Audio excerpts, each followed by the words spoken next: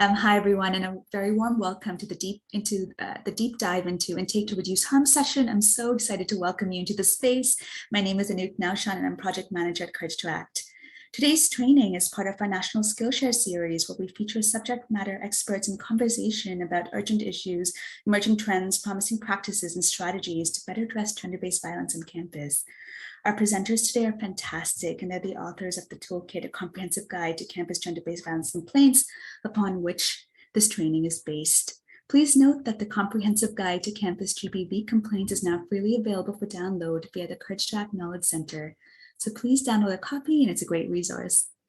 And before we begin, a quick note on language and accessibility. Attendees can view live captions for this session by clicking on the link in the chat box.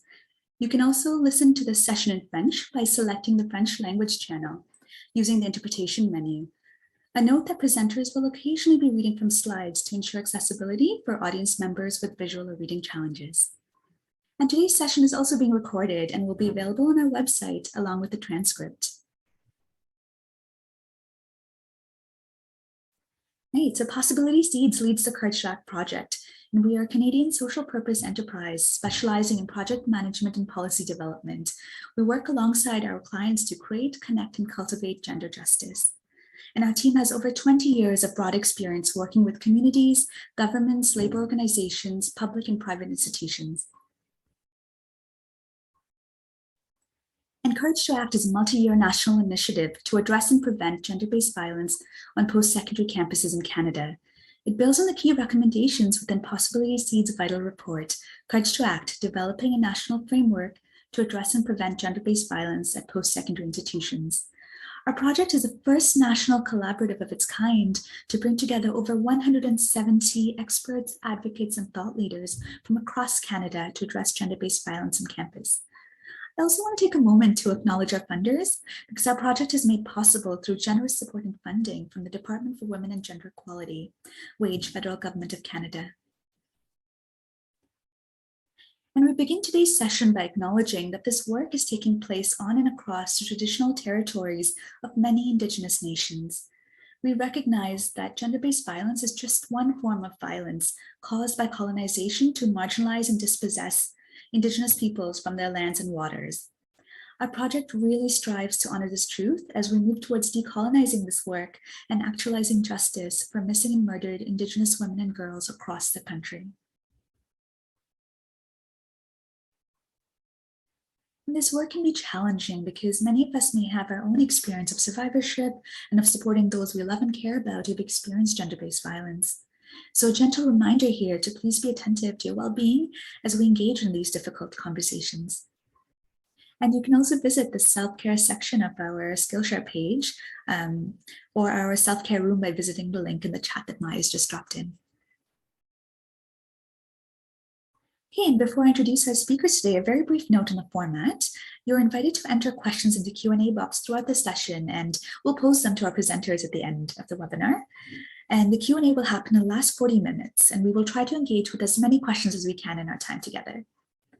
And at the end of the session, you'll find a link to an evaluation form, and we'd be really grateful if you take a moment to fill it out because it helps us improve, and it's anonymous as well. And following the session, we'll email you with a copy of the eval form and a link to the recording so you can view it again. And I'm so excited now to introduce you to our speakers today. Deborah Eerkes is the Sexual Violence Response Coordinator at the University of Alberta and co-lead of the Courage to Act Reporting, Investigations, and Adjudication Working Group. We're very lucky to be able to work with Deb. And Britney Costa is also joining us, and Britney leads the Sexual Harassment and Experiential Learning Project for Courage to Act and is co-lead of the Courage to Act Reporting, Investigations, and Adjudication Working Group. Thanks for sharing your brilliance today, Britney. And we also have Zanab, the Manager of Inclusion, Diversity, Equity, and Accessibility at UHN in Toronto, and a consultant for Courage to Act. She builds interventions for mitigating, addressing, and preventing gender-based violence. Welcome, Zanab. Thank you for joining us. And yeah, I'm excited now to turn it over to our speakers.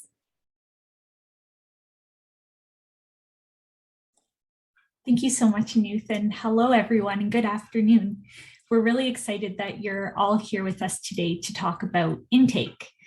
We really want today's session to be a jumping off point for continued conversations and practice, as well as a way for you to connect with each other for peer support. So as we get started, we invite you to introduce yourselves in the chat. What's your name, your institution, and your role?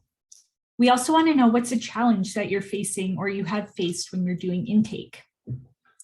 And also please take a moment to select the type of role you occupy in a poll that I'm going to launch. This will help us to see the different positions that are in the room and the range of folks who do this work.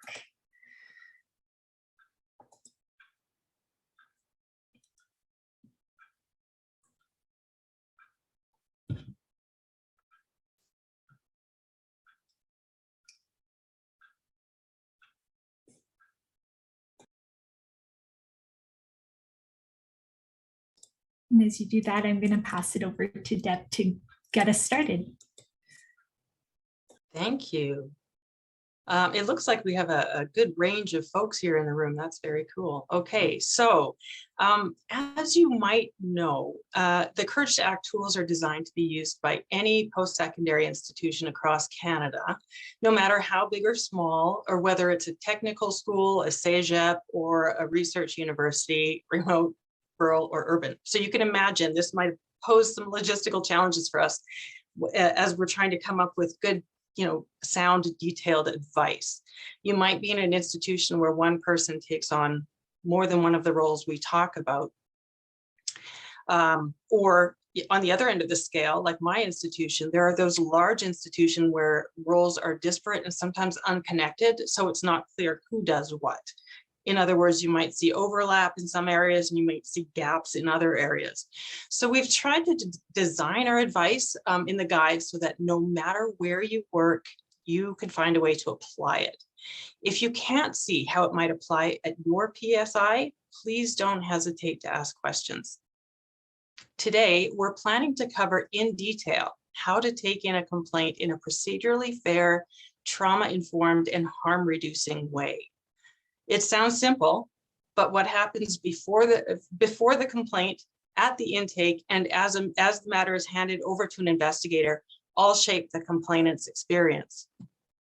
I want to clarify first that we're talking about a campus policy complaint, not a criminal complaint. Campuses have different goals, standards, and needs that can't be met by a criminal complaint. So there may be times when a complaint might be going through both criminal and campus processes concurrently. They should look and feel very different from each other to the parties involved. We also want to acknowledge that the complaint process is going to be difficult no matter what. And it may not be the preferred option for everyone. Allowing a survivor options, voice, and choice is a key trauma-informed way to respond and respects cultural differences as well as intersectional experiences. Just a quick note on language. We use disclosure for someone who has been subjected to gender-based violence and is seeking information on their options, and complainant for someone who has decided to make a formal complaint and has requested an investigation. And we use intake worker in the guide, not as a job title, but to refer to anyone who's doing this work, no matter what their title is.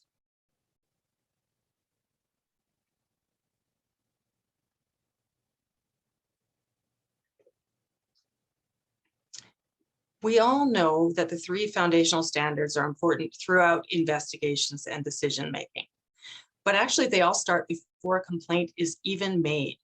From a procedural fairness perspective, setting expectations, communicating clearly about the process, and receiving a complaint in an unbiased way are key elements.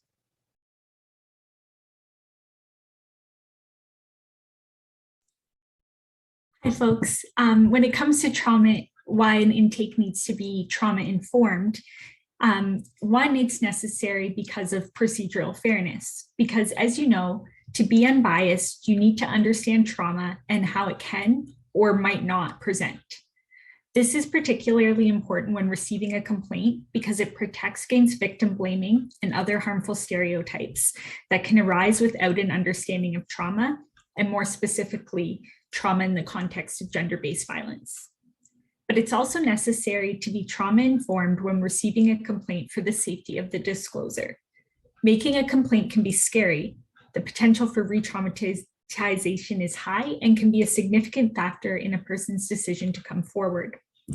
A trauma-informed intake therefore creates a safe environment for a disclosure and helps to eliminate some of the barriers to reporting. In doing so, it also supports a disclosure to be able to make the best decision for their needs. It's also important to take a trauma-informed approach for yourselves.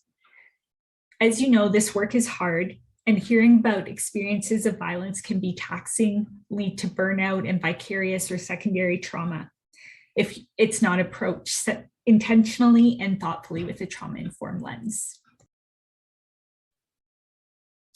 Going back to a key concept that you'll see in all of our deep dives, and of course the guide itself, is the relationship between trauma-informed care and harm reduction. We recognize trauma-informed care as a practice that prevents harm before it even arises. Harm reduction, in the context of receiving and conducting an intake, seeks to mitigate negative impacts that have either already occurred as a result of the gender-based violence or are not in your capacity to prevent, things that you simply don't have control over as someone conducting the intake. You will see how we implement harm reduction in our case study as we move through the intake and learn more about the person who has been harmed.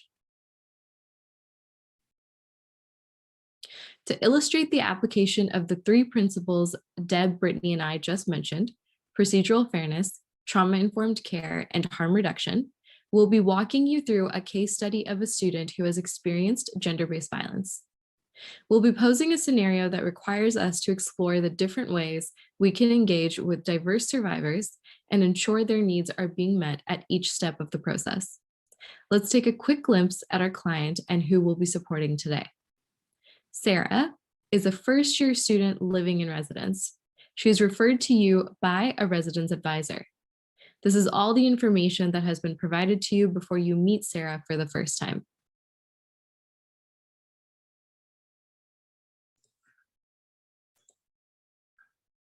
So before we dive into the intake process itself, we want to talk about some of the strategies that you'll be applying throughout.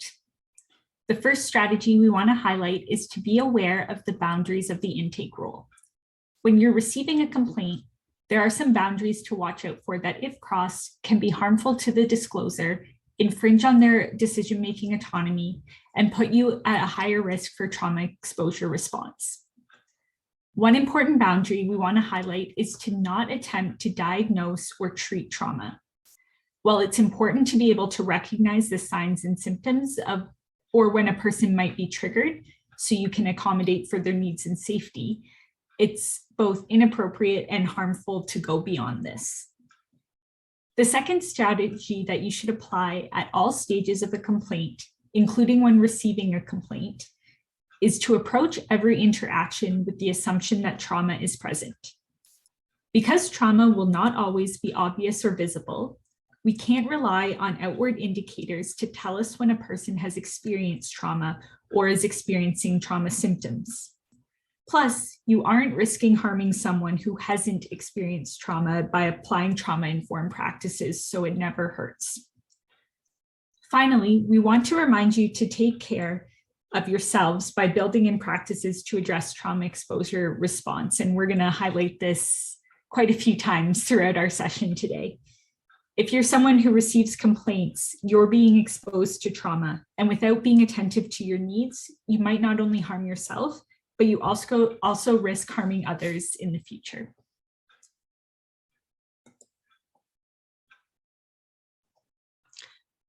So we want to talk about what happens before a complaint is ever on the table. And it all starts with a disclosure. And the steps prior to intake are so important. A supportive and safe place to disclose, providing accommodations or modifications wherever necessary and possible. A referral to the place where they can get detailed information about their options, all make the experience less harmful for a discloser. Disclosures can and do happen anywhere. We can't assume that they'll all be funneled to one place, even if our policy says they should. So those receiving disclosures are encouraged to listen validate, accommodate if possible, and refer on for more detailed options. While some survivors want to disclose just to be heard and supported, others might be looking for specific measures. For example, disclosures to course instructors or faculty offices might be made for the purpose of seeking academic accommodations like deadline extensions, deferrals, or withdrawals, and so on. Those who disclose in a residence, for example, might be looking for alternate living arrangements. Employees might be seeking workplace modifications from their supervisor or chair or their HR department, things like their working hours, change in location, or supervisory changes. So if you are receiving a disclosure like this and have the authority to put the desired measures in place, you can do so on the spot as a trauma-informed and harm-reducing practice. But whoever is taking the disclosure should always end with referral to a person or office, if that's not you, that can provide detailed information on all of the options available and what they might mean for the disclosure, whatever that looks like on your campus. Most people on our campuses really have no idea what their options would be, and may even have preconceived notions about both what's available and what's required of them to access it. It's important to start with a discussion about what the disclosure needs and or expects from the post-secondary. For example, do they feel unsafe in their learning or working environment? Do they need some sort of safety plan or safety measures? They might be seeking validation. They just want to be believed. Or they might be looking for interpersonal accountability, like an acknowledgement of their experience, maybe a commitment from the person who's caused them harm to learn from it and change their behavior and attitudes. Many disclosures talk about reporting not for a particular outcome for themselves, but because they feel a responsibility to prevent future harm to others. They might be looking for institutional accountability. For example, they maybe have identified something in policy that acts as a barrier to reporting, or that has a disproportionately negative effect on some community members. They might have noticed physical or social conditions in the particular area that might be conducive to or supportive of gender-based violence. Or they might be in a situation where they need to deal with the impact of past gender-based violence on their academic or work performance, or finances, or living arrangements, or workplace. We have to acknowledge that a complaint will not meet all of these needs. So it's important to review exactly what a complaint can and can't do, and to go over various other options that might meet these other needs. It's also important to know that a complaint is the only mechanism for a post-secondary institution to impose discipline. And we're going to get back to this point later in the session.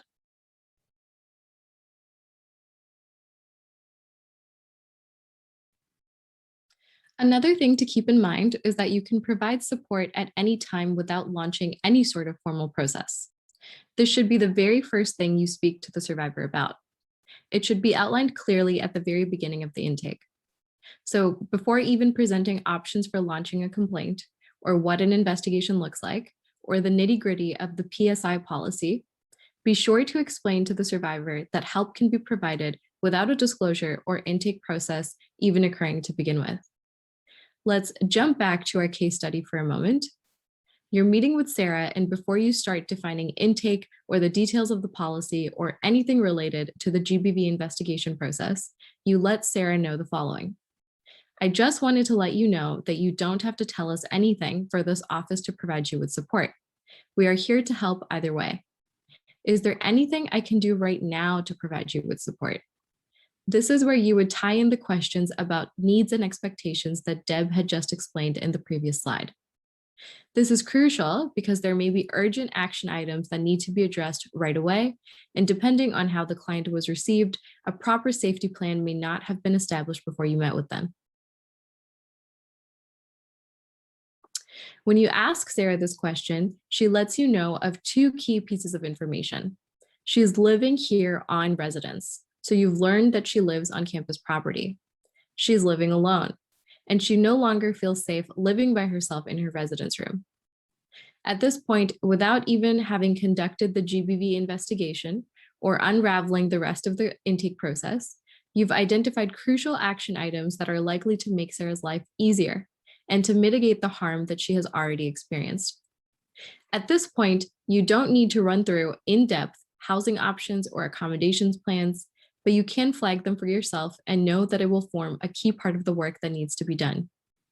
After this, you want to let Sarah know that she is entitled to support in the form of, for example, housing relocation or switching to another residence without having to proceed with a complaint.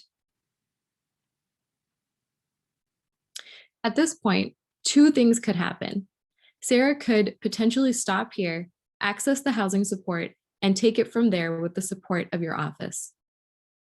Or Sarah could access the housing support and say she's still interested in continuing with the intake and eventually make a complaint. In this case, and for the purposes of our case study, Sarah indicates that she would like to learn more about the complaints process and what this would look like.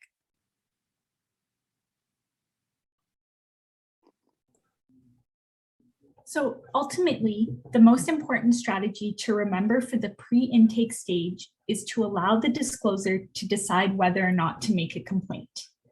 The foundation of this is an institutional policy that is designed around the discloser's autonomy. Does your policy allow the discloser to make informed decisions about entering into the complaint process? Are there elements of your policy that infringe on a discloser's autonomy that you may want to address? An important way to support this autonomy, both in policy, but importantly in practice, is by ensuring that you are giving the discloser all of the information they need to decide whether or not to move forward with a complaint. At this stage, that means two things. One is clearly articulating the process, specifically pieces around their options and implications of different choices. But remember the boundaries of your role here. Don't speculate or speak to implications beyond what is clearly articulated in the policy. The second is providing information on the accommodations, supports, and other options available if the discloser chooses not to make a complaint, or if they do. This is where it's important to listen to their needs and share available options to meet their needs. Remember, access to support should never be contingent on a person making a complaint. This is often misunderstood, which is why it's crucial to make it clear from the start. When providing this information, both about the process and supports, remember that the person you're speaking to has likely experienced trauma, and therefore their ability to process information may be hindered. To account for this, use plain language, culturally appropriate language, and provide only applicable information to the person's context. As Zanab explained earlier, you don't have to list every single housing accommodation available for Sarah, but letting her know that these options are available is a good start. It's also good practice to provide information both verbally and in writing so the discloser is able to refer back to the information at a later time or with their support persons. They may also have a preferred method of communicating or receiving information. So make sure you ask them about any accessibility needs so you're conveying information in a way that they can best process and understand it.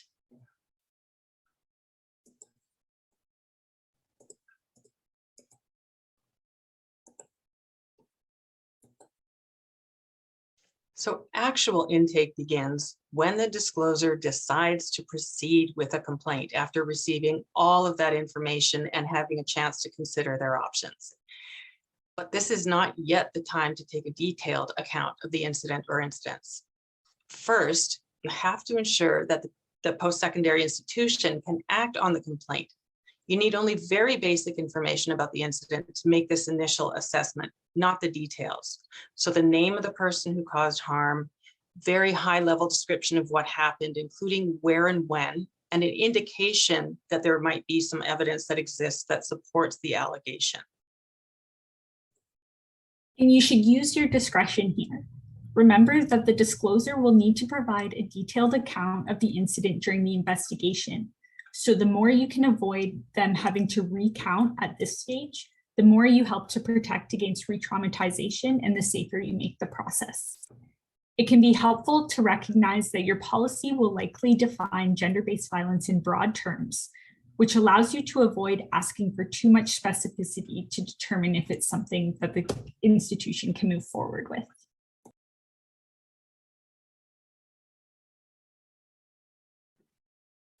So at this point, you've run through the options that are available to Sarah.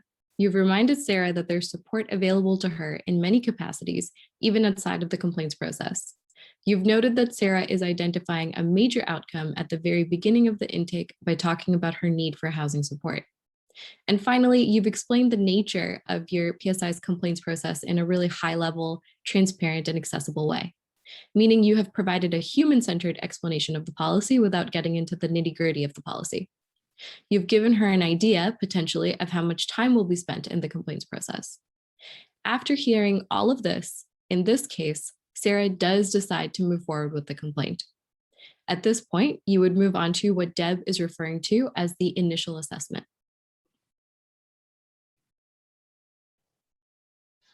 So before launching an investigation, the institution has to determine whether they have the authority to act on this particular complaint, both in law and in policy. So the questions would be, do they have jurisdiction? For example, was the incident on campus or off campus? If it was off campus, do you have the authority to act? My institution has the real and substantial link test. And that means if something happens off campus, but we can draw that real and substantial link back to the university, then we do have the authority to investigate and act on a complaint. We also have to ask whether they have the authority over that person under allegation. Is the complaint about someone in the post-secondary community? If not, it's not likely we can impose discipline on them, and there's no point in going through a whole complaint process.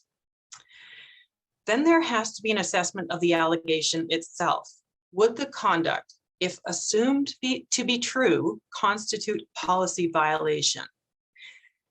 To be clear, this is not a determination of guilt or a finding of fact. It is a check that the complaint is the right mechanism to meet the discloser's needs in the circumstances.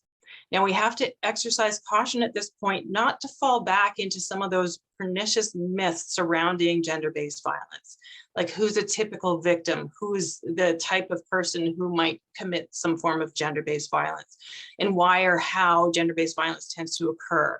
Make no assumptions at this point. Just take the allegation at face value to make this assessment. And finally, which procedure applies? If you're at a big institution like mine and you have a different procedure for each kind of group of people in the community, this is going to be an important piece as well.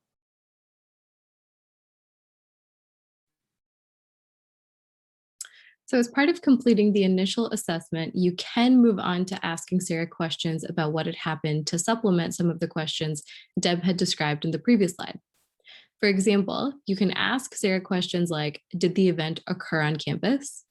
Did the incident occur when you were a student? Did the incident involve a community member from campus? What you won't be asking Sarah is questions that involve retelling of the incident, like details about what happened. And you won't be asking Sarah questions that will be discussed again in the investigation, like names and emails of the witnesses, or texts and other evidence related to the incident. We point this out because it can be very easy at this stage to let our curiosity get the best of us. But we want to ensure that we're not creating a situation where we're asking the survivor to expend energy and emotional fortitude on things that will already be discussed in the investigation.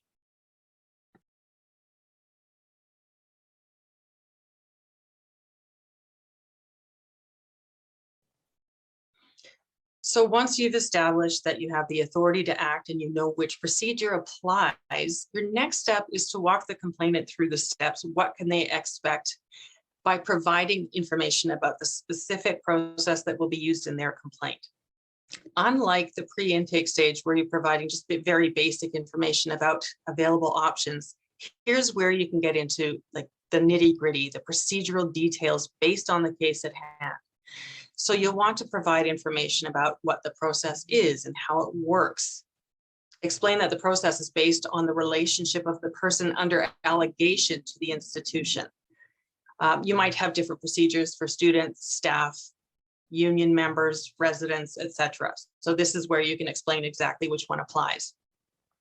In some cases, this is fairly straightforward, but there will be times when it'll be more complex because the person under allegation occupies multiple roles in the institution, like a student who's also an employee of the institution, a resident advisor, or a TA, for example. So these can be complicated questions. And if you're unsure, it doesn't hurt to consult with a lawyer or another expert who can help you make the appropriate assessment so that you're able to provide the disclosure with accurate information about the exact process that will take place in their complaint. They'll want to know, for example, how long it will take, how they'll be kept up to date on the investigation. They'll be curious about potential outcomes. And remember at this point to limit this to the whole range of possible outcomes that are provided in the policy, and not to try to guess or speculate about what specific outcome might be in their case. They also are entitled to know the limitations of the process. And this is where you might want to go back to that discussion about their needs and expectations, and be clear about the limits of the complaint process to meet those needs and expectations. And you might also be able to remind them again that there are other options also that they can access, other supports, other possibilities. They should be told about their role in this process. Is it an active role or passive role? Do they get a say in how the process unfolds? Can they pump brakes if it gets too much? Who will be investigating and who will be making decisions? If it's helpful if they can have some idea of who those people are, first of all, but if you don't know yet how those people are going to be appointed. And if the person under allegation is a union member, it's also important to draw the disclosur's attention to the relevant terms of the collective agreement so that they can understand the role of the union in their complaint. So in those cases where you don't have all of the relevant information at hand, which is a lot of cases, there's a lot of information to sift through at this point. It is better to let the complainant know that you'll get back to them and provide the correct information after checking with an expert than to guess and get it wrong.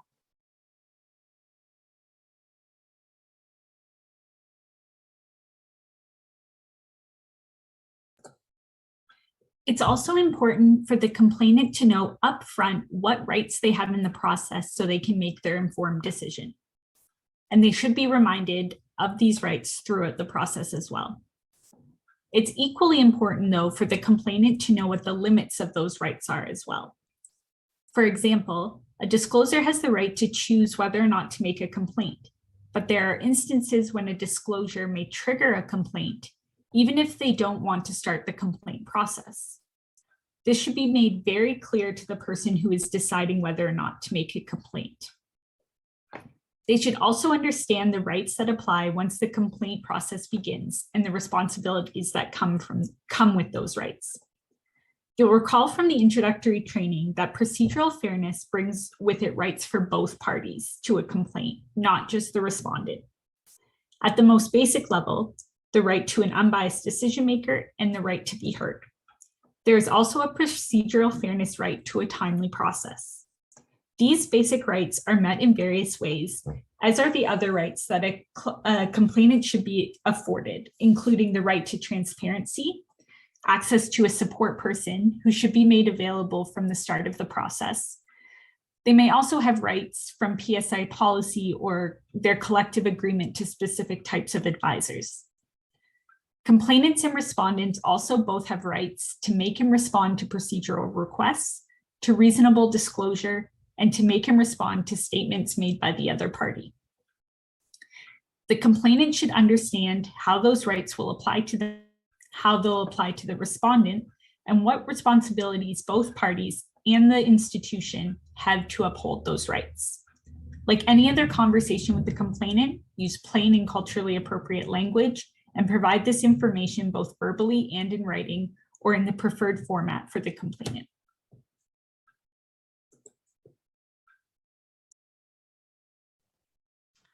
We know that all post-secondaries are subject to their provincial FOIP legislation, Freedom of Information Protection and Privacy. But what that means can be confusing and is often interpreted quite narrowly by our institutions. So here we're going to distinguish between privacy and confidentiality. And it's important that a complainant understand both. Privacy is about protection of personal information, the information that belongs to the individual and that identifies them. So, what is the institution's responsibility regarding the information that they collect through the process? How will it be used? Who will have access to it? How will it be protected? Private information should only be shared for the purpose for which it was collected. And of course, it was collected in this case for the purpose of completing a complaint process, so an investigation and adjudication. It should not be shared outside of that process at all. When it is shared, it must be only with those who have a legitimate need to know, and only the information they need to carry out the process. So that's the institutional side. That's our institutional obligation to protect that information. The next question is, what can the complainant and the respondent share, and with whom? So while privacy is about the person, confidentiality is about the process. The process is confidential, meaning there's no public record, there's no public discussion except in very specific cases. And that's because the complaint contains the private information of multiple parties. Both parties should be informed that sharing documents or information learned through the process could have serious consequences. And those include things like compromising the investigation, the policy investigation, or compromising any police investigation that might be going on at the same time or in the future. But it also exposes a person to legal risk. If a party divulges private information that they received through a complaint process, they put themselves at risk of legal action by an individual who believes their privacy has been breached. And this has become more and more common in recent years. It needs to be clear, though, that instructions on confidentiality should not be a gag order. People need support to process what's happening to them and to think about how they might want to respond. And research shows that people who are able to talk about their traumatic experiences are less likely to develop PTSD. So the post-secondary institution should never prevent parties from seeking help and support that they need. But they should make sure that parties clearly understand what could happen if they do disclose private information about someone else that they learned through the process. So in general, our guidelines are that parties need to understand public disclosure is never going to be okay. So disclosure to the media, over social media, in wider social groups, that is not okay. But disclosing some information for a specific reason is okay. And for example, telling an instructor that you need extra time because you're involved in a gender-based violence investigation on a need-to-know basis without any identifying information is fine. And while documents should never be shared, talking through details of their experience with their circle of support should be permitted. And so by circle of support, I'm talking about people like their counselor or their pastor or their very close friends or family members as defined by the individual. And what they discuss with their circle of support may include the identity of the other party and the existence of or their experience in the complaint process, so long as they also caution their circle of support about the dangers of disclosing further.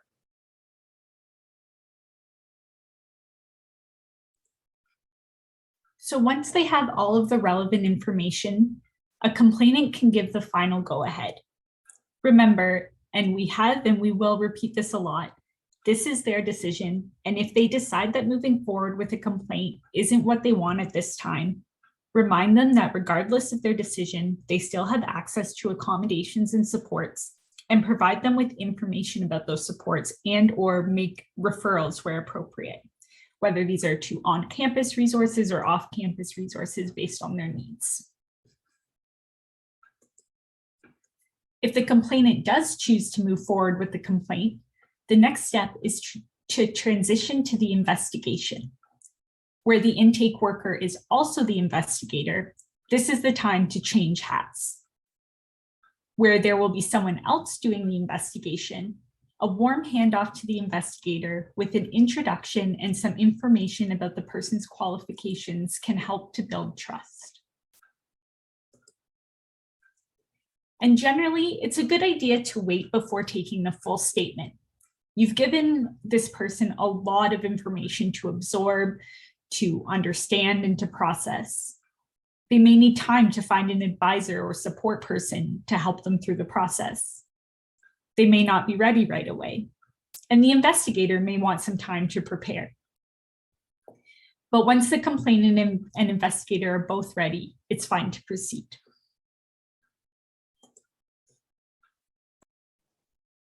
I mentioned earlier that the complaint process is the only mechanism for the post-secondary to impose discipline. There may be cases where the discloser wants that to happen. They want some form of accountability, but they don't want the burden of making the complaint themselves. So they may want to make an anonymous complaint, that is a complaint without their name on it. Or there may be a third person not involved in the incident who makes the complaint on their behalf. Both of these might be difficult from a procedural fairness perspective if they don't contain enough information. A respondent in a complaint has a right to know who's making the complaint and what it's about. As an aside, you can actually read more about anonymous and third-party reports in an upcoming blog entry that's going to be released, I believe, in our newsletter at the end of this month. So another option for the institution is for themselves to take on the role of complainant and allow the discloser to make a witness statement, but not carry the complaint through themselves. This is not necessarily preferable as a default, but it's a good idea to offer as an option for those who don't feel able to take a complaint through the process. And finally, the institution can be the complainant without the participation of the discloser if there is enough other evidence to determine on a balance of probabilities that the person who caused harm violated policy. But without a statement from the discloser or other corroborating evidence, this kind of complaint is much less likely to result in discipline against a person. So now we've walked through the process of receiving a complaint, and we just want to summarize some of the key takeaways if you haven't heard us emphasize them enough today. So first, the discloser's autonomy, which includes informed consent, is the foundation of the intake process. You should be accounting for this at all stages of the intake. And while this is important throughout the entire complaint process, the majority of what you're doing during intake is providing information to allow for informed consent. Basically, the survivor makes the decision about whether or not to make a complaint. Often we tend to steer them towards the complaints process because it appears or we think of it as the most legitimate option. But one, that's not always the case, and that's not always what they need. And two, we shouldn't be steering them in any direction, simply providing them with the tools and information they need to make the decision that's best for them. You should also be protecting against re-traumatization by adhering to the boundaries of the intake rule and process, including by limiting the amount of detail you are asking the discloser to provide. Another big part of your role at this stage is making connections. For any discloser, this includes providing information about and/or referrals to supports and accommodations. And for those who choose to move forward with a complaint, this means transitioning or connecting to the investigator or investigation process. So we hope that we were able to give you some tools to think through some of the challenges that you shared at the start of the session in the chat, and to get you started on building a procedurally fair, trauma-informed intake process that reduces harm. And we hope that you'll continue these conversations with each other, because these are just strategies. These are just the start. Ultimately, though, when it comes down to it, always remember to come back to the 3 standards of procedural fairness, trauma-informed practice, and harm reduction. And if you've been to our other training sessions, you'll recall that we highlighted these elements that the 3 foundational standards have in common. So when considering whether your practice is procedurally fair, trauma-informed, and reduces harm, especially when there's no clear strategy or guideline for what you're doing at that moment, you can align your practice with these common features. So for example, be clear, accurate, and transparent when describing the process and communicating important information. Be aware of and avoid your own presumptions about the disclosure, the accused, and the incident, and remain scrupulously neutral without speculating on what the outcome of the complaint might be. And finally, be flexible and wherever possible, allow the disclosure's needs to guide the discussion. And as always, we want to reiterate that these standards exist in the matrix of human rights and equity, meaning that we can't meet our foundational standards without beginning from a place of equity and respect for human rights. So our session today highlighted strategies from Chapter 7 of the Comprehensive Guide. You can find the entire guide posted in 4 separate sections. This one is Section 3, on the Courage to Act Knowledge Center. Our next deep dive session is on procedurally fair, trauma-informed, and harm-reducing GBV interim measures, scheduled for this fall. In the meantime, we'll be offering the introduction to the foundational standards in June, September, and November. You can register for these sessions on the Courage to Act National Skillshare series page. If you are eager to get started, the entire guide is available in the Knowledge Center. And Section 4 of the guide explored 3 unsettled questions. That is those issues for which there isn't any clear case law or best practice, and yet we're all vexed by these issues. So coming up, we'll be exploring 2 more unsettled questions. These will be closed working sessions with a panel of experts using the same methodology as we did in our unsettled questions chapters of the guide. We'll examine the issue and work through potential resolutions, or at least make recommendations. So our topics are going to be, first of all, in May next month, consensual personal relationships between people in differential positions of power. And the second one will be in December, more unsettled questions about privacy and disclosure. So much work to do on that topic. Both of those sessions, we hope to release white papers with the outcomes of those discussions.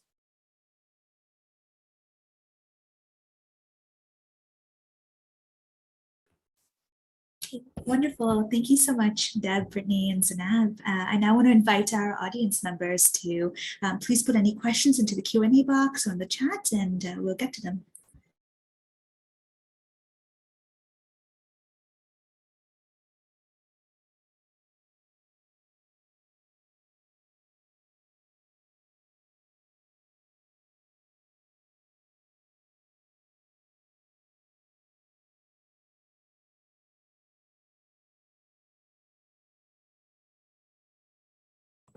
Okay, so I think we have our first question.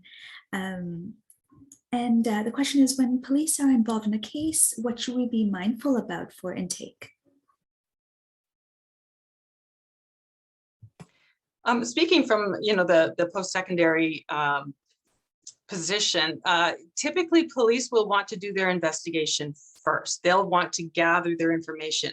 So we don't need to wait until the entire trial is over or settled or whatever happens with it, but we do need to stand back and let them collect their evidence. And then once they give us the go ahead, then we can start our investigation, which is going to look quite different from what theirs is.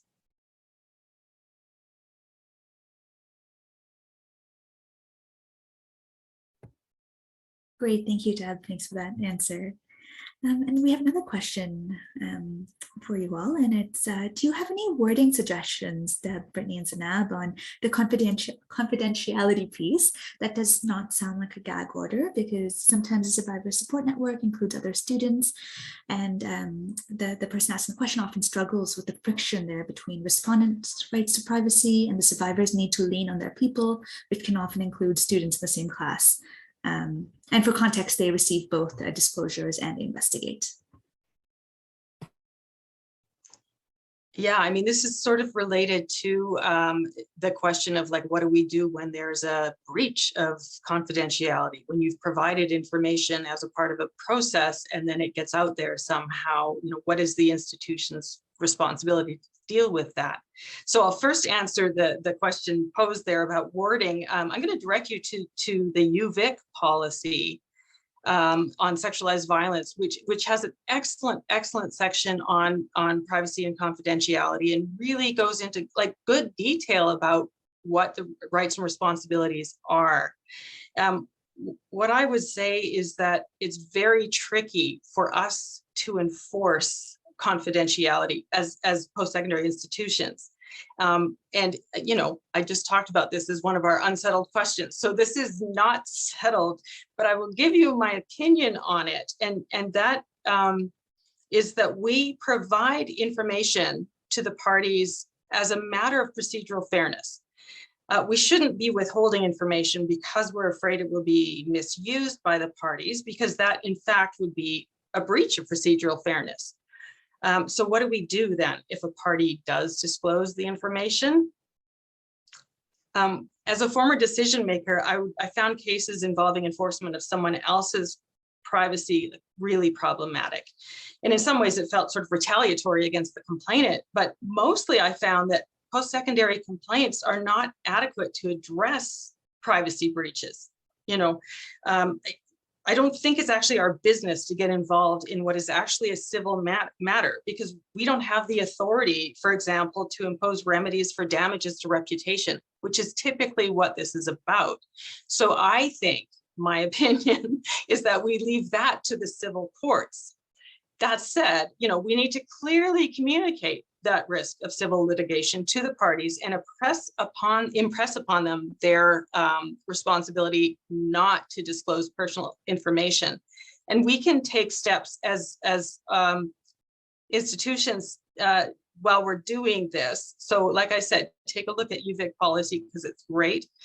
But the other piece would be, when we provide information as part of the process, make sure it's only the information necessary that the parties need in order to fulfill their role in the process. You might redact out personal information that's not necessary for them to know. So giving them only what they need. And you could even potentially ask them to sign some form of undertaking not to disclose the documents and information they've received throughout the process. So they have something that they've signed that's in writing that explains that this is really necessary and potentially explains the consequences of not disclosing information. Deb, thank you for that very thoughtful response. And Zanab, I have a question for you as well. So, and the question is, what if grounds for an investigation exist, but the client doesn't want to move forward with a complaint? For sure. Yeah, so Deb had described earlier in the presentation some options for moving forward without the involvement of the complainant. So potentially you could have a situation where the institution has the complainant be a witness, or you could move on with, if you have sufficient evidence, you could move on with the complaint without involving the complainant at all. So the institution becomes the complainant. So that would be, I guess, the actual answer to this question. But the thing that I guess I would like to leave folks with is the idea of accountability. And you'll see us talk about accountability a lot in our guide. It forms one of the guiding principles under harm reduction. And I guess the real answer that I'd like to provide to this question is, do we have accountability to policies that are written down that are just processes named by the institution, or do we have accountability to the complainant? Our principle is that we have accountability to the complainant. A good process is one that leaves the complainant in a better place than they were before. So those are some of the questions that you want to ask when the client doesn't want to move forward with a complaint, but there are grounds for an investigation. You want to ask, okay, we have the grounds for a complaint. However, the complainant doesn't want to move forward. At the end of the day, if we do proceed with this complaint, who will it benefit? Will it simply be checking a box that, yes, there was grounds for a complaint, so we moved forward we did this whole process, we expended all of these resources, et cetera, but it doesn't improve the risk to the, or it doesn't improve safety of the community, doesn't improve safety of the complainant, then we want to ask, at what point is it not worth it to move forward with that complaint? So the thing that we'd like to leave you with is that we're trying to move away from having accountability to institutional processes and instead moving towards a model where we have accountability to people who are involved in these incidents and what they're taking from it. So if you do decide to move forward with a complaint, it should only be in circumstances where, one, Deb had mentioned, you have enough evidence to proceed without the involvement of a complainant, but also you are certain that moving forward with the complaint will result in some betterment, either for the complainant, the person who was harmed, or some accountability for the person who caused harm, or some reduction in risk to the entire community. Otherwise, what is really the point of moving forward with the complaint to begin with? Zanab, thank you for laying that out so clearly for us. And I think it's inspired a lot of great questions in the chat as well.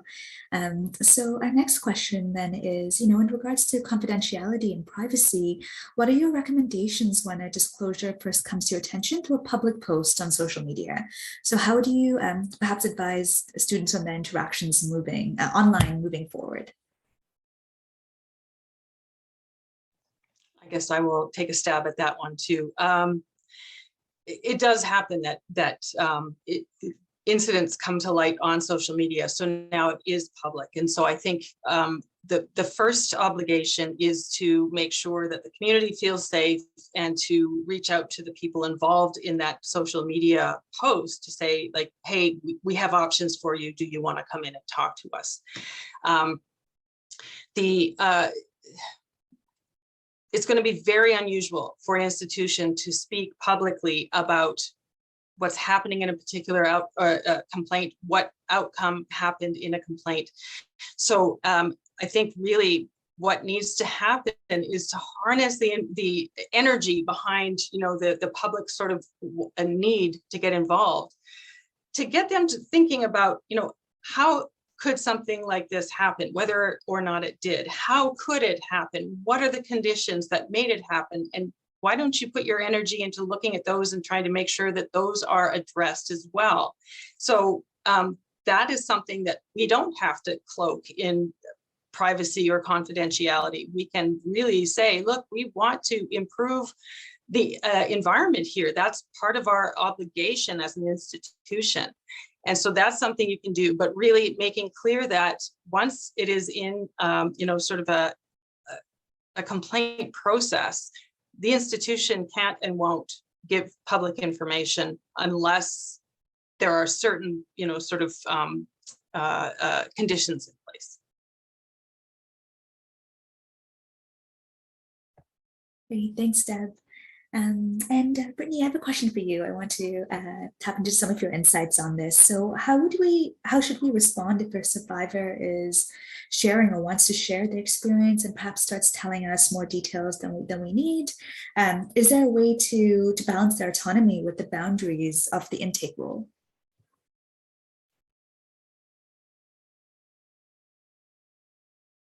Sorry, I have a bit of trouble unmuting there. Yeah, that's a very tricky question. That balance is hard to define, but definitely something that will come up in your process, especially if you're creating a safe environment for folks to come forward. That may be a place where a survivor feels comfortable sharing and wants to share their story in a little more detail. I would say I'm not going to give a definitive answer here because it'll always depend on the specific situation. But these are the things that I would think about if this comes up in your work. So first, have you explained your role in the process to the survivor? Have you connected them with the appropriate resources and told them that they can have access to those supports without having to disclose anything at all? Basically, do they understand what the purpose of the intake is and the limits of the intake process and also what's coming up down the line, that they'll have to be sharing their story at least one more time throughout the process, ideally only one more time. But one thing not to do is don't shut them down. You should listen, validate their feelings, acknowledge their experience, but also don't go too far in the other direction and try to act like a counselor or a therapist if that isn't your role, and if you're in the intake kind of bubble, I guess. And also don't try to act like the investigator at this stage, even if, again, you're wearing the intake and investigator hats. This is your time to be focused on the intake piece. So yeah, what you can do is, like I said, acknowledge their experience and validate their feelings.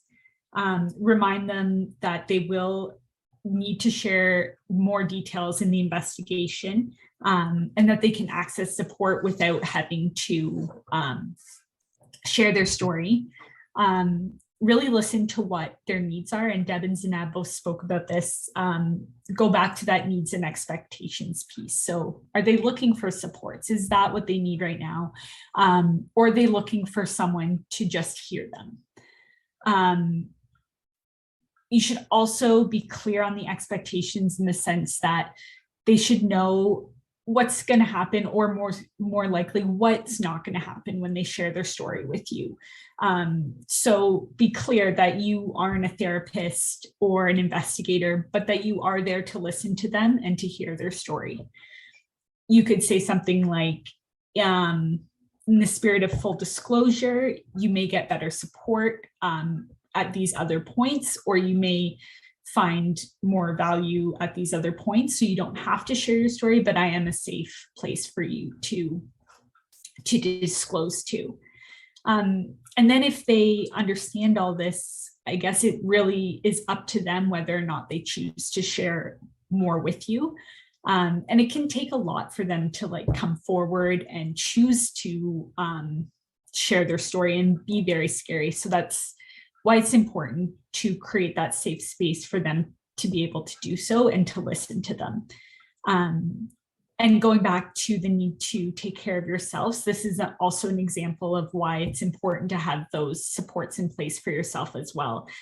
Because hearing about someone's trauma and stories of violence will affect you. It's heavy and difficult. And especially when you're maybe not in a position to really do anything but listen. The listening is powerful, but sometimes we feel like we want to, or we need to do more, and that can be really, really difficult.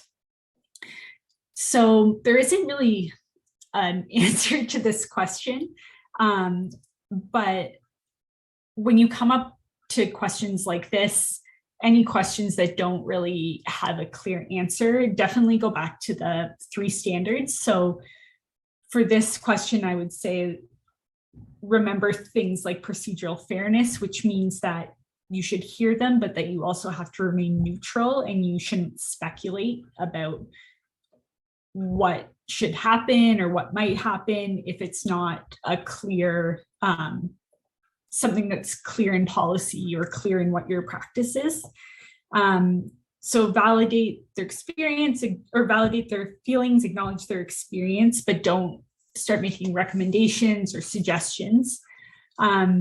And this ties into the trauma-informed piece, which is around the clear expectations. So giving them a safe space to be heard, but staying within the boundaries of your intake and making sure they understand the limits. And then it's really just a good harm reduction practice to give them the space to be heard if that's a choice that they choose to make. So I'm not sure that fully answered the question, but that's how I might approach a difficult situation like this. Yeah, Brittany, thank you for sharing that. And I do have another question for either of you to answer. So it's, do you have any guidelines or feedback on how much a respondent is required to know when a complaint is made against them, and how much detail is needed for interim conditions to be created before an investigation commences? I think I'm going to leave the interim conditions question until our next deep dive. But what I would say about the disclosure to, and this will be covered also in the investigation side of things, investigation and adjudication deep dives down the road, but they need enough information so that they can provide a response to the allegations against them. And if they don't know the details of the allegations, they are not going to have the ability to respond to it. Any information that might be used in a decision about that person's fate has to be disclosed to them. And that's sort of the short answer there. Great, thanks, Deb. I know there are a couple of folks who have lots of questions about interim measures, and I think they're all excited to attend the next session. Right, so I do see one more question, and it's from Jennifer, and Jennifer was asking, even if the institution has enough information and there's a valid reason, if the institution moves forward as the complainant, there may still be a risk that the discloser's anonymity is not protected because the details of the incident will allow the respondents to know who might have disclosed info. So I assume the discloser would still be informed both that the institution moving forward with a complaint, and even though they don't have to participate in the process, their anonymity may not be protected. And I think Jennifer is curious about your thoughts around that. So Jennifer, I think your question forms part of the answer. So I'll begin first by saying that it's not just a risk that the discloser's anonymity wouldn't be protected. You have to move forward with the assumption that it won't be. So I think that's part number one. It's not just like a hazard. It's pretty much a given that their anonymity won't be protected, because as Deb just said, they need enough details in order to be able to respond to the complaint that's being put to them. So a respondent would receive a lot of information, and we have to move forward with the assumption that their identity, whether or not we're making the disclosure, has been disclosed. So they will know who that person is. The second part to this question is, because we're moving forward with the assumption that we're going to be disclosing their identity, our recommendation would be to implement a lot of measures that would be present in a complaints process. So we'd have interim measures in a complaints process if there was a complainant, right? What some institutions do is when they move forward as the complainant themselves, when the institution is the complainant, they will cut out the person who's actually been harmed. So they'll say, all right, thank you for bringing this to us. Because you've given up your right to be a complainant, you no longer have the rights of a complainant. And that's not what we want to do in these situations. We want to act as the complainant on their behalf, but still give them the rights of the complainant. So we want to build those safety measures and those interim measures into the process for them, because again, we're moving forward with the assumption that their anonymity is going to be an issue. It's not going to be kept. We're going to be disclosing who their identity is. So that would be part two of the question, of the answer. We want to make sure that interim measures are still upheld. We don't want to take away the rights of the complainant, even though the institution is acting as the complainant. And the third part would be that we want to keep them informed of the process at every single step. So that's the other thing that institutions often do when we move forward with the complaint on their behalf. We don't tell them the outcomes of the investigation. We don't tell them what is happening or what has happened, or if there's any safety risks that they should be aware of. So, with informed consent on their part, we'd probably want to keep them informed during those very rare occasions where institutions are moving forward without an active role from the person who's been harmed. So I think those are the three things that I would say we should be doing for people who are not participating. Just because they're not participating doesn't mean that they should be punished or held in the dark, right? Like Deb was saying, the way that we want to frame institutions acting as the complainant is not so that there's accountability to the policy only. We still want to create good outcomes for everybody involved. And that requires giving people who've been harmed as much rights as possible, even if technically they're not the complainant. I said complainant so much, but I hope that was clear. If I can just add on to that too, I mean, our accountability to the person who's been harmed is the fact that we have to make our campuses accessible to them. And if we're allowing gender-based violence to somehow exclude them, we are not upholding their human right to be there. So that's another side of it that needs to be considered. Is it's not just about who's in this complaint process, but it's about what we owe to our community members in terms of making sure that they have access to their campus, their life.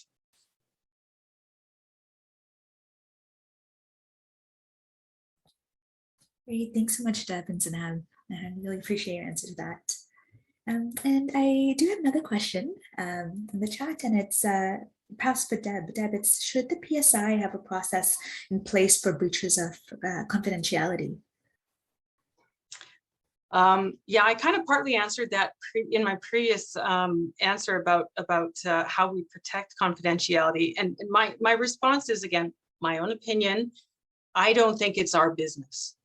So we are providing the information to these individuals as a matter of procedural fairness. They're entitled to this information because they're involved in the process.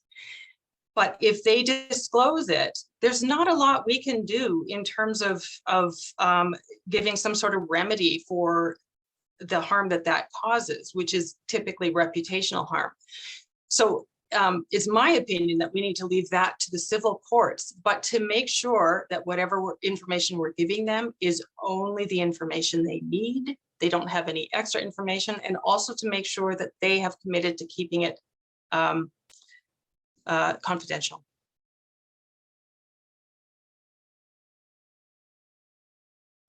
Great, thank you, Deb. So I think we have maybe 2 or 3 more questions and some time. So the next question is, how do you address DARVO in intake, i.e. a person who is a respondent doing a counterclaim weaponizing the policy to further harm the survivor?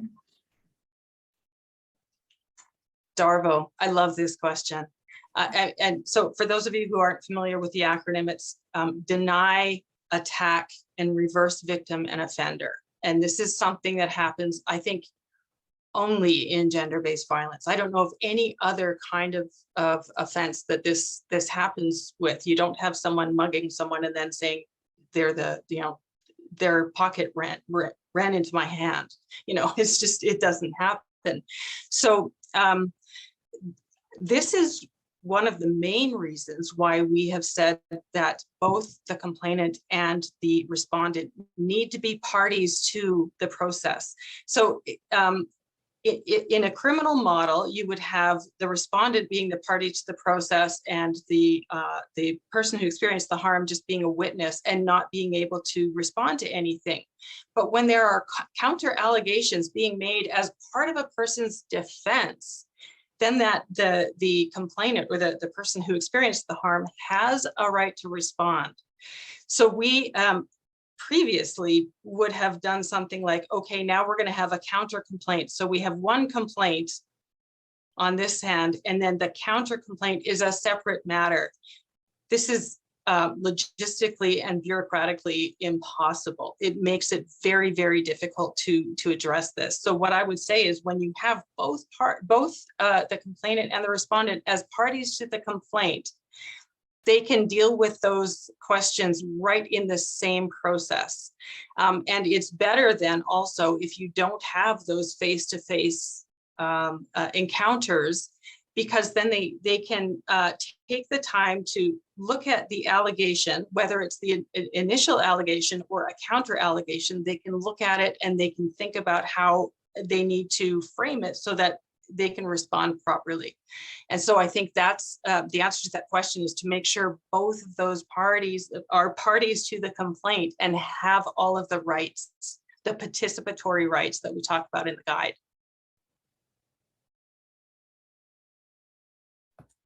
Thank you, Deb. Thanks for that answer. So we have a few more minutes, so I just want to invite attendees to put in any last questions or thoughts.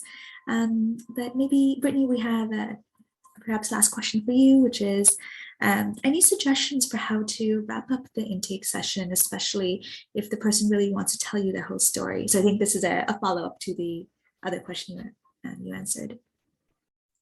Yeah, that's a great question. And I might, I'll share some thoughts, but Deb and Zanab, if you have any additions, like please feel free to jump in.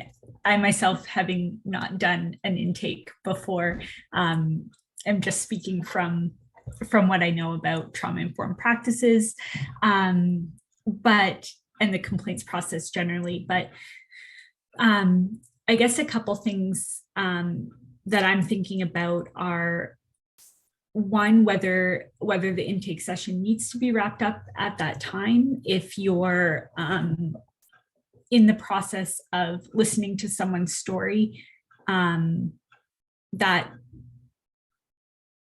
the sort of transition to outside of the intake session, if you're just listening to them and acknowledging their story and validating their feelings, still falls in your role as an intake worker. But I would say that one thing is to just sort of be clear about what's happening, what's left in the process, what's left in the intake process, if you want to keep going, or if they want to pause and just share their story.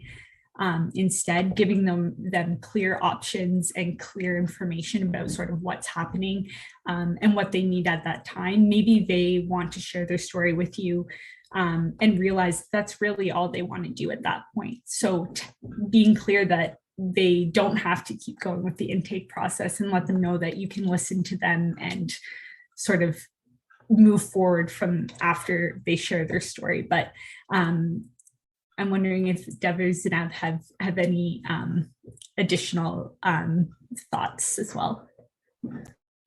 For sure, yeah. I'll say that in kind of expanding on taking from what Brittany had said, you don't ever want to stop someone from telling their story. However, if it is not your role, then you want to indicate that there may be somebody better to tell your story to.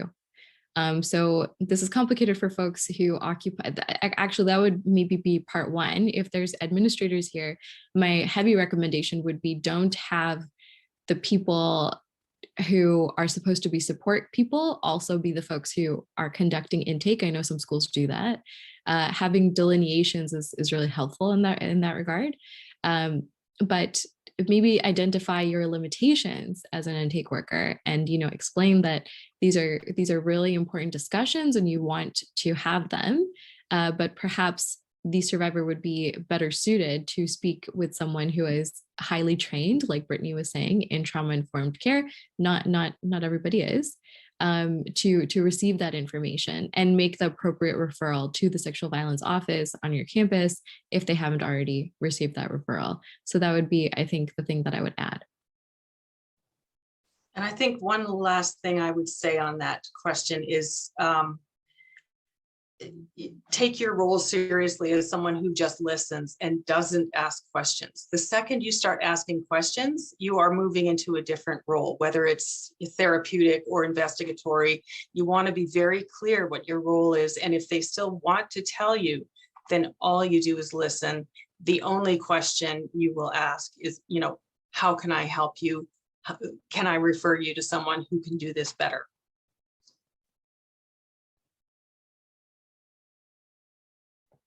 Great, thank you, Brittany, Deb, and Zanab for that answer. It was really, really helpful. So I think we're just about out of time today. So just a very, very big thank you, Deb, Brittany, and Zanab, for sharing your knowledge and your experience and your expertise with us today. Their guide is available for download via the Courage to Act Knowledge Center. And I also want to take a moment to thank our attendees for joining us and for sharing with us today. We appreciate and take inspiration from your commitment to addressing and preventing gender-based violence on your campus. And we feel very lucky to be able to work and learn alongside each and every one of you. So thank you for joining us today, and a kind reminder to please complete the evaluation forms, and you can sign up for the next set of deep dive sessions on our website on the Skillshare tab. So take good care, everyone. Thanks again for attending. Bye for now.